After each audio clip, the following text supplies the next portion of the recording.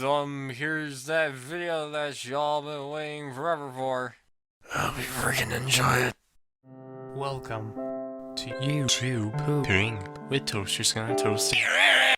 Hey guys, TGTA here. So about a week ago, I said that I would give you all a breakdown of my most recent YTP, the Wrath of Psycho Grandpa. And what do you know, I finally got around to doing it! Now these videos are not meant to be concrete tutorials. I am not a YTP god, nor have I ever claimed to be one, so the goal of these videos are to just show how I create my YTPs. Now I will admit this series is not going to be the most exciting, so if you really don't want to see these videos, then by all means go watch a different video. This series is mainly aimed towards those who want to see what goes into making my YTPs, for those who are just going into YTP, or if you just want to learn a few techniques from me. Anyways, let's jump into this project. By the way, the software I'm going to be using today is Adobe Premiere Pro CS6. So right off the bat, you may see that this whole entire project is a complete cluster fudge. But if you're a YTP maker yourself or you're working on complicated projects, then this type of timeline is pretty typical. So anyways, the first edits you may notice are the stop jumping all over the place and the zooming disclaimer. For these edits, they only require a little bit of knowledge about keyframing. If you don't know what keyframes are, they basically just tell where certain elements of a video are supposed to be positioned, scaled to, rotated, etc. To make the stop text jitter all over the place, all I did was just go frame by frame and position the stop text in drastically different places as so. In turn, doing this, a keyframe will be placed automatically at each frame, and it will basically just tell where the stop text is supposed to be. In this case, placing the text in drastically different places each keyframe will just make it go all over the place.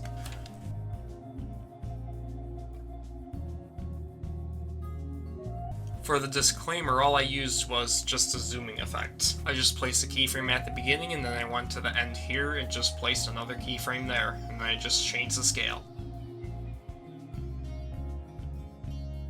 The next noticeable edit comes from right here. The whining face that I placed on top of there was actually from a completely different video. For this edit, I brought up the other video, and then I used a tool called Garbage Matte. This is basically kinda like masking.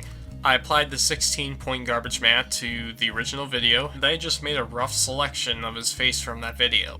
Once the selection was made, I basically just took that video and just overlapped it on top of the PS4 video. To give the edges kind of a more smoother feel, all I did was copy that video to another layer, and then with the bottom video layer, I just applied a Gaussian blur effect to it.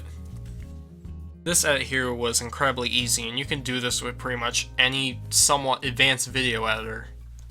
Just make a selection of your clip, then make a duplicate of that clip, and then depending on the type of video editor you have, highlight the second clip and then go to the option of your video editor that has the reverse option in it. Apply the reverse effect to that clip, and then you should have your character saying something like sus or faff or shish. I think you get the point. Okay, I'm not really exactly sure what technique this is called, but you see plenty of YouTube poopers using this, including CS188, The Things One, etc. Anyways, this edit really isn't all that difficult to do, but sometimes it can get kinda tedious. But all you do for this edit is you basically just take a clip, preferably a small selection, and you, no joke, have to splice every single frame of it. This is what I mean when I say that this can get tedious at times.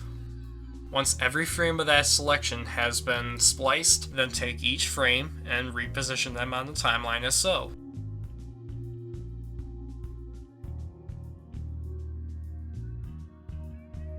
Once you have repositioned each frame, you should get this effect. Okay, I need to ask something real quick. Why didn't I find out about this feature sooner? I've been using this software for well over 2 years. This would have been very helpful to know in the beginning. I've wasted so many hours waiting to render and re-render these videos, and with this feature, I barely have to wait 2 seconds. What the fuck? Sorry about that. I got a little bit carried away. For those of you who don't know what I'm talking about, there's a certain feature in Adobe Premiere Pro where instead of having to re-render videos, you can just use a feature called nesting. When you select multiple clips in the timeline in Adobe Premiere Pro, you can use this feature to merge them all into one clip. This allowed me to use more vibration effects for the AGP and Psycho Dad fight. The best part about this feature is that it doesn't even take 5 seconds to merge everything all into one clip. And that's no exaggeration either. For those who are using Adobe Premiere Pro, keep that in the back of your mind, because this will save you literally hours of work.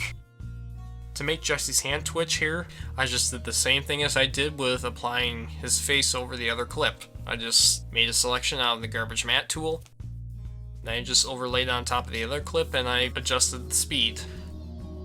Some of you may not have noticed that just right outside this door, I put AGP's face right there. I once again used keyframing to position it properly, and then I just lowered the opacity a little bit to make it look like he was standing outside. This part where Psycho Dad swipes the Xbox One out of Jesse's hand, just adjusted the speed and scale of the video. If you haven't noticed, this part right here is actually a reference to Five Nights at Fuckboys. To do this, all you have to do is just make a black bar and place it right at the bottom. Then you place a picture in the top left of the bar and you crop the picture if it needs to be cropped. Then under the picture you place the name of the person, and then to the right of the picture you just type the text that they need to say. As far as the voices go, all I use is Speakonia for that. Unfortunately, this is a Windows-based program though, so if you're on a Mac, you will either have to find an alternative for that, or you'll have to use a program called Wine Bottler. I'm not going to get into how to use that program though, you can just search up a tutorial on YouTube for that. But anyways, launch the program and then just type something in the text box. Once you type something, you can preview it by pressing play on the top. Once you type what you wanted to type, all you gotta do now is just go to File and press Save as WAV file. And then just import the WAV file into your video editor. And that's pretty much it for right now.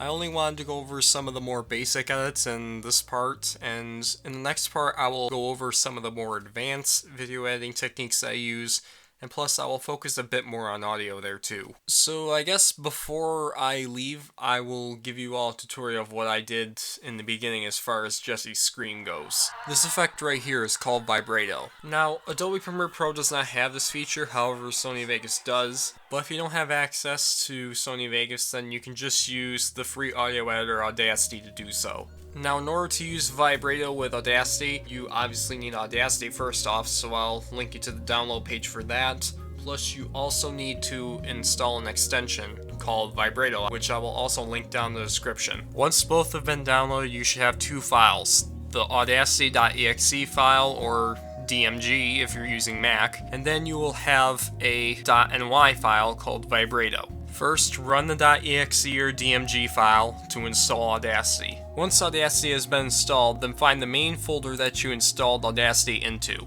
which on Mac it will be Applications, or on Windows it will be Program Files. You will need to find a folder in the Audacity folder called Plugins. Once you have opened the Plugins folder, you will need to drop the vibrato.ny file into said folder. And from there, you may finally think that your work is done.